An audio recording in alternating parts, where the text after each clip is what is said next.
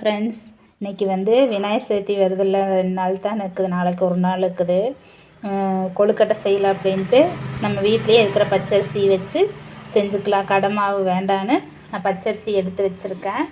இதை வந்து தண்ணி விட்டு ஊற வச்சு நல்லா அலசிட்டு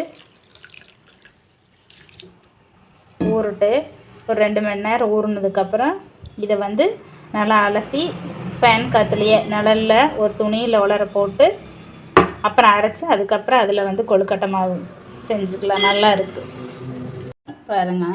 மாவு பச்சரிசி ஊற வச்சு அரைச்சி எடுத்து வச்சுக்கிறேன். எவ்வளோ அழகாக இருக்குது பாருங்கள். அப்படியே தும்பப்பூ மாதிரி நம்ம வீட்லேயே இப்படி செஞ்சோம்னா நல்லா இருக்குது. வந்து தண்ணி ஊற்றி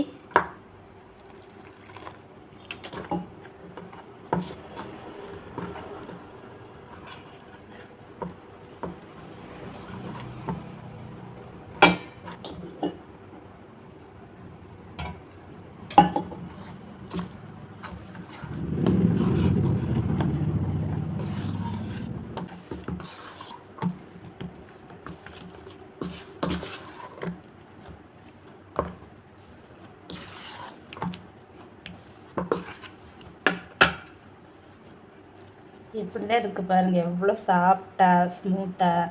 இந்த மாதிரி பச்சரிசி வந்து ஊற வச்சு இப்படி வந்து நீங்கள் அரைச்சி செஞ்சீங்கன்னா அவ்வளோ நல்லா இருக்குது. கையில் ஒரு துளி ஒட்டல பாருங்க. இப்போ வந்து எனக்கு மாவு கம்மியாக இருக்குது, அதனால் இது கூட நான் இன்னும் கொஞ்சம் மாவு சேர்த்திக்கிறேன்.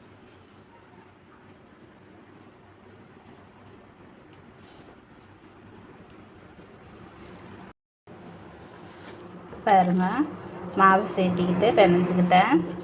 இப்போ இது வந்து நல்ல ஒரு 10 நிமிஷங்கிறது பின்னி ஒரு 10 நிமிஷம் ஊறட்டு ஒரு தட்டு போட்டு மூடி வச்சிடலாம்.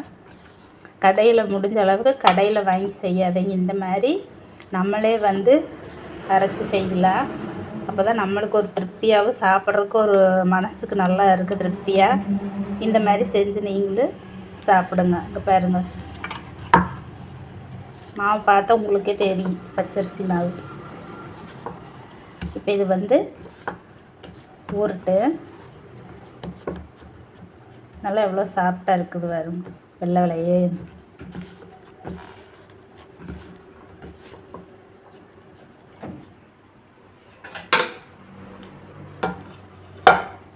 இனிப்பு கொழுக்கட்டை செய்யறதுக்கு அரிசி ஊற வச்சு அலசி காய வச்சு அரைச்சி சளிச்சு எடுத்து வச்சுருக்கிறேன் ஃப்ரெண்ட்ஸ்.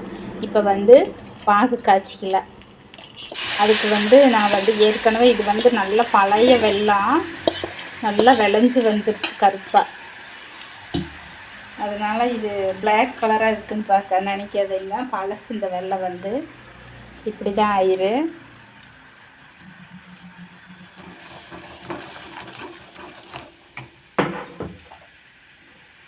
தண்ணி ஊற்றி ஊற போட்டிருந்தேன் இவ்வளோ நேரம். இது கூட தேங்காய் பூ போட்டுக்கிறேன்.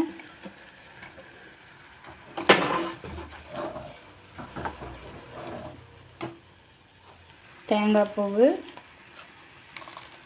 சுக்கு, ஏலக்காயெல்லாம் பொடிச்சு வச்சுருக்கிறேன். மிக்சியில் போட்டு அது போட்டுக்கலாம்.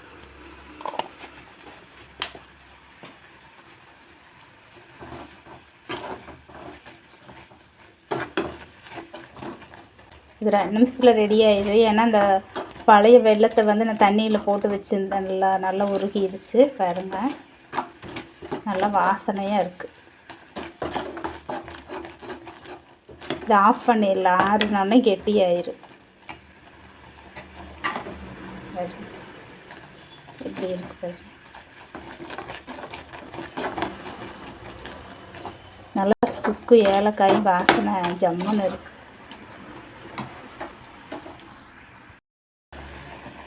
இது வந்து கம்பி பதெல்லாம் வர வேண்டியதில்லை.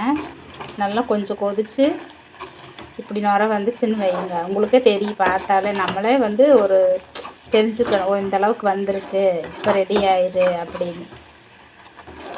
இப்போ இது ஓகே. இது ஆற வைக்கல, அடுப்பு ஆஃப் பண்ணிவிட்டு ஆற வைக்கல, அப்படியே கொஞ்சம் கட்டி ஆயிடுது.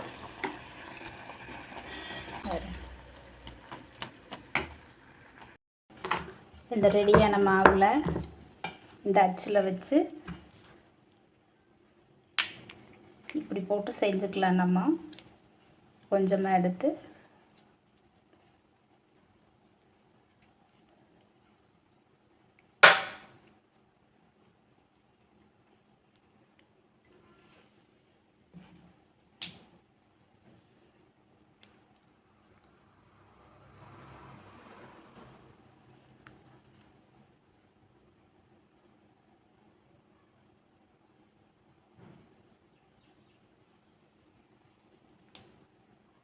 ஃபுல்லாக இனிப்பு வச்சு இந்த மாதிரி ப்ரெஸ் பண்ணி இதை வந்து நம்ம ஓப்பன் பண்ணோம்னா இது அழகாக அப்படியே வரும்.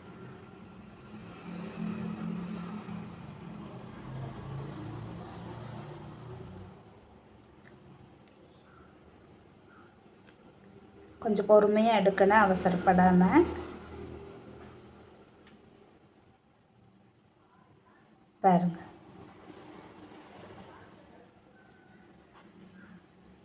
இந்த மாதிரி எல்லாத்தையும் வச்சு எடுத்துடலாம். அடுப்பில் இட்லி பேனை வச்சுருக்கேன். அதில் வந்து துணி போட்டு தான் வச்சுருக்கேன். நீங்கள் வாழை இலை இருந்தால் வாழை இலை போட்டு வச்சுக்கோங்க. என்கிட்ட வாழை இலை இல்லை.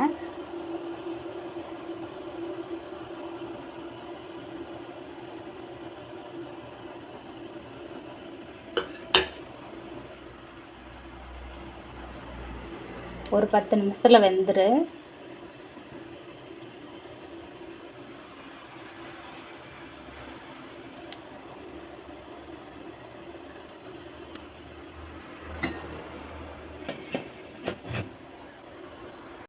இப்போ பார்க்கலாம், நல்லா வெந்திருக்கு. இதை பாருங்க, நல்லா வெந்துருச்சு. இல்லையா, அடுப்பு ஆஃப் பண்ணிவிட்டு எடுத்துடுறேன். கொழுக்கட்டை ரெடி ஆயிடுச்சு விநாயகர் சதுர்த்திக்கு. நீங்களும் இந்த மாதிரி செஞ்சு சாப்பிட்டு பாருங்கள், ரொம்ப ருசியாக இருக்குது.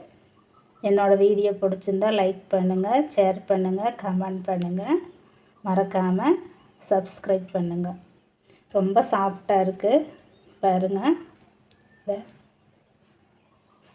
எவ்வளோ அழகாக இருக்குது பாருங்கள். இந்த மாதிரி நீங்களும் செஞ்சு சாப்பிட்டு பாருங்கள். தேங்க்யூ.